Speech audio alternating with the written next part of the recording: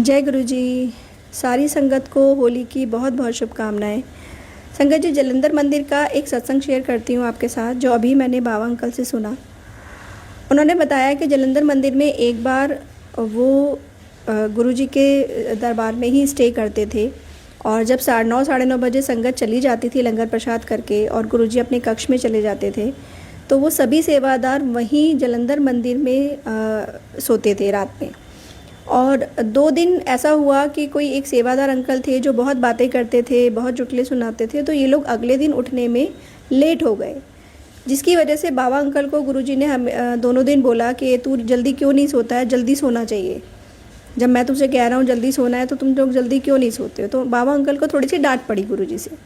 तो तीसरे दिन जब बाबा अंकल रात को सोने लगे, तो उन्होंने बाकी सेवादार अंकल से कहा कि अंकल प्लीज़ सो जाइए, क्योंकि गुरुजी मुझे डांटते हैं और सुबह हम लोग बहुत लेट हो जाते हैं, तो वो अच्छा नहीं लगता कि गुरुजी कक्ष से बाहर आते हैं और काम नहीं निबटता है। तो ये लोग सब सो जाते हैं। तो जैसे ही वो लाइट बंद करके लेटते हैं तो 2 बार छन छन की आवाज़ आती है।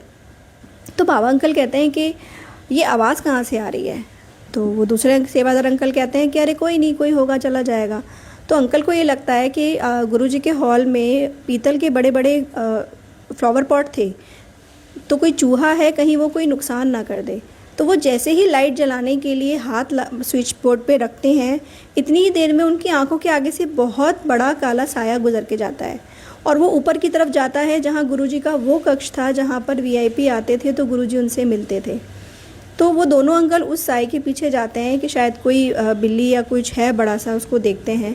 तो वो ऊपर जाते हैं। जैसे ही वो ऊपर जाते हैं तो देखते हैं गुरुजी के दरवाजे के साइज़ का इतना बड़ा एक फेस और बहुत ही डरावना है, और उन दोनों की देख के चीख निकल जाती है और वो दोनों वहीं स्टिल हो जाते हैं कि चीख सुन के बाकी सेवादार भी आ जाते हैं, गुरुजी भी आ जाते हैं। तो गुरुजी जब आ जाते हैं तो गुरुजी उनको अपने कक्ष में बुलाते हैं, फिर बोलते हैं क्यों, की देखा। तो वो कुछ नहीं बोल पाते। गुरुजी कहते हैं नो पानी पिलाओ। पानी पिलाया।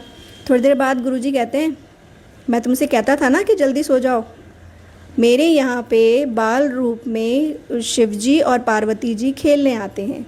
2 दिन से तुम उनका खेल बिगाड़ रहे थे। तीसरे दिन आज उन्होंने ये सोचा था कि आज वो तुम्हें ले जाएंगे। अगर मैं बीच में नहीं आता तो वो आज तुम्हें अपने साथ ले जाते। मैं इसलिए कहता था कि जल्दी सो।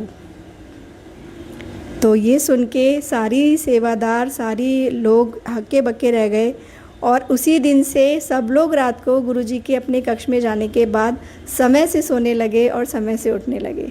जय गुरु जी।